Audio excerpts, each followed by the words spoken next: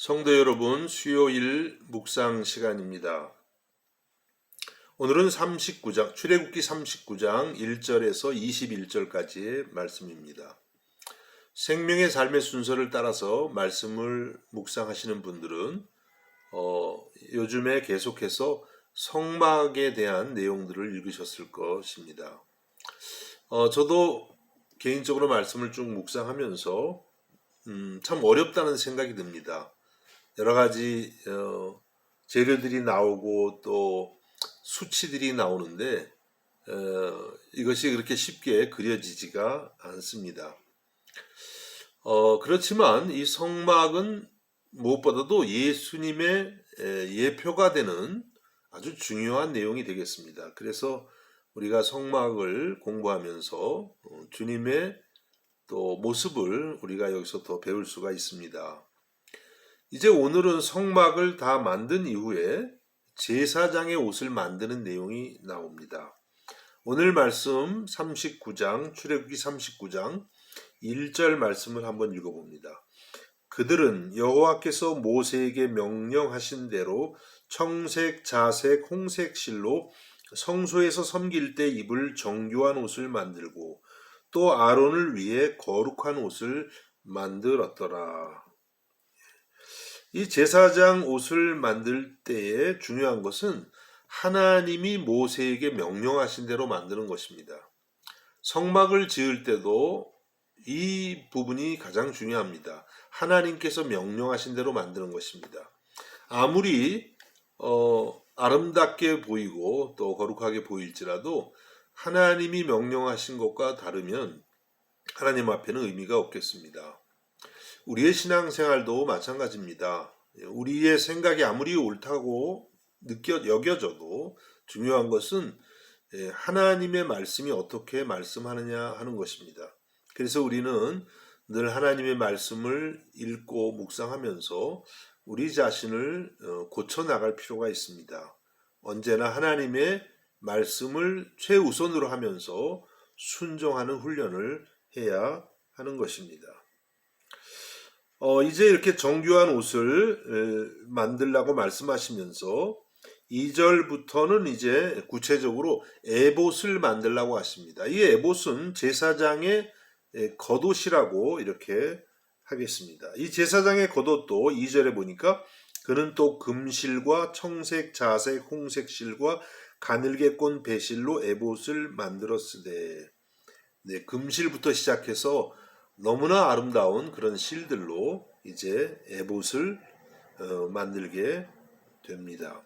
예, 제사장의 의복이 얼마나 화려하고 아름다운지 우리가 볼 수가 있습니다.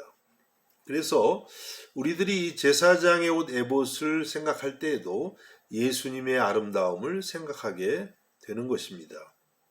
예수님은 이렇게 아름다운 의복을 입고 활동하신 것은 아니지만 우리 예수님 인격과 우리 예수님의 모든 것이 정말 아름다운 분이라고 하겠습니다.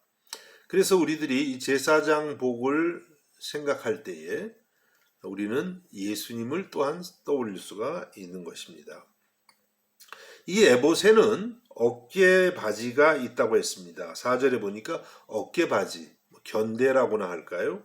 이런 것을 이제 양쪽에 달게 되는데 여기서 중요한 것은 양쪽 어깨에 이스라엘의 12지파의 이름을 거기에다가 기록한다는 것입니다. 6절에 보니까 그들은 또 호마노를 깎아 금태에 물려 도장을 새김같이 이스라엘의 아들들의 이름을 그것에 새겨. 그래서 이 어깨에는 이제 제사장이 하나님께 제사를 드릴 때에 12지파의 이름이 새겨져 있습니다. 이 뜻은 과연 무슨 뜻일까요? 이 뜻은 제사장이 하나님 앞에 나갈 때에 12지파를 대신한다고 하는 그런 의미가 되겠습니다. 제사장의 어깨가 정말 무겁게 느껴집니다. 또 이 어깨에 새겨진 이름들을 볼 때에 우리 주님께서 우리의 이름을 주님의 어깨에 새겨놓았다는 그런 생각도 하게 되죠. 이사야서 49장 16절에 이런 말씀을 합니다. 내가 너를 손바닥에 새겼고 너의 성벽이 항상 내 앞에 있나니. 하나님께서 하나님의 자녀들을 하나님의 손바닥에 새겼다고 말씀하십니다. 그만큼 우리를 깊이 생각하시고 잊지 않으신다는 그런 말씀이 되겠습니다. 예수님은 오늘 우리의 영원한 대제사장이 되십니다. 예수님의 어깨에 우리의 이름이 기록되어 있는 것입니다. 이렇게 해서 이제 어깨 바지를 만들라고 하시고, 그 다음에 이제 8절에서 21절까지는 가슴에 다는 흉패에 관한 그런 내용이 되겠습니다. 이 흉패에는 이제 네 줄로 된 그 보석이 있습니다. 한 줄에 세 개씩 세 지파의 이름이 써 있습니다. 그래서 네 줄로 되어 있는데, 이것도 14절에 보면 이렇게 말씀합니다. 이 보석들은 이스라엘의 아들들의 이름 곧 그들의 이름대로 12이라 도장을 새김같이 그 12지파의 각 이름을 새겼으며, 도장을 새김같이 보석에다가 이름을 확실하게 이렇게 새겼다는 것이죠. 이 말씀도 우리들이 예수님을 생각하면 이해가 되겠습니다. 예수님께서는 주님의 가슴에 우리 하나님의 백성의 이름 하나하나를, 여러분 이름 하나하나를 새기고 늘 기억하고 가슴에 품고 계시는 것입니다. 그래서 예수님은 요한복음 10장에서 나는 양을 알고 또 양도 나를 안다고 말씀하셨습니다. 여기서 양을 안다는 것은 그냥 막연한 어떤 알미 아니라 정말 개인적으로 인격적으로 양을 주님이 아신다는 것입니다. 또 이름을 각자 부른다고 하시는 그런 말씀이 있습니다. 오늘도 주님은 여러분을 이름으로 아시고 여러분의 개인의 생각과 마음과 또 걱정과 모든 것을 주님이 아십니다. 그래서 우리는 예수님 앞에 나가서 우리의 어떤 문제도 말씀을 드릴 수가 있는 것이죠. 힘들고 어려울 때에 주님이 여러분의 이름을 가슴에 새기고 늘 생각하시는 그와 같은 모습을 한번 생각해 보실 수 있기를 바라는 것입니다.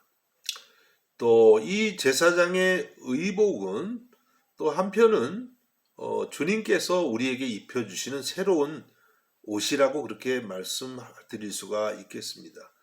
우리가 예수님을 믿었다는 것은 예수님의 옷으로 입는 새로운 삶을 입는 것을 의미한다고 하겠습니다. 날마다 주님의 아름다움을 우리가 묵상하면 주님의 아름다운 옷이 우리의 옷이 될 것입니다. 주님의 거룩하심을 우리가 묵상하고 주님의 향기를 늘 맡으면 우리들이 그와 같이 아름답고 향기나는 옷을 입을 수 있는 것입니다. 우리 찬송가의 80장에 보면 이런 찬송이 있죠. 내 주님 입으신 그 옷은 참 아름다워라. 그 향기 내 맘에 사무쳐 내 기쁨 되도다.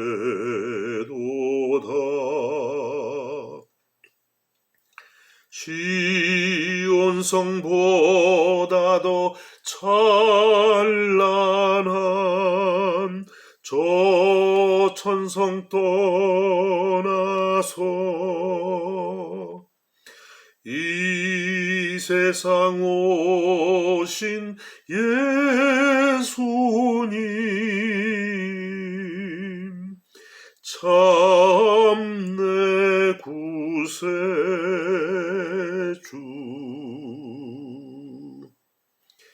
내 주님 입으신 그 옷은 참 아름다워라. 주님은 지금 부활하셔서 정말 아름답고 거룩한 옷을 입고 계신 주님이십니다.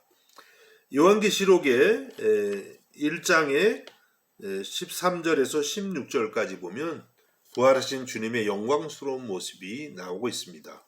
한번 읽어보시면서 주님의 영광스러움을 묵상해 보실 수 있기를 바랍니다.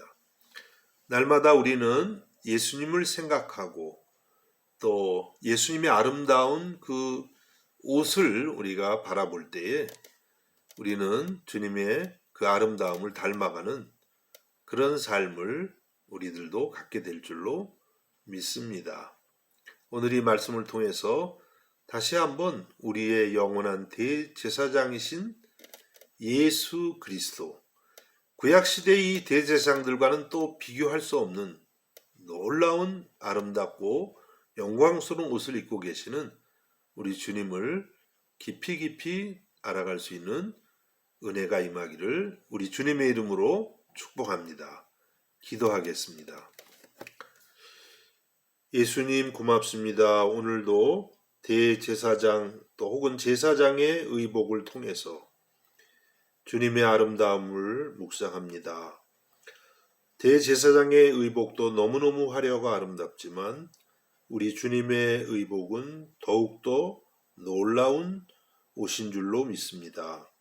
날마다 우리에게도 주님의 그 옷을 입혀주셔서 우리도 주님을 닮게 해주시고 우리가 어디서 무슨 일을 하든지 주님의 아름다운 향기를, 주님의 그 아름다운 또 모습을 증거하는 주님의 증인들이 되게 하여 주옵소서. 예수님의 이름으로 기도하옵나이다. 아멘.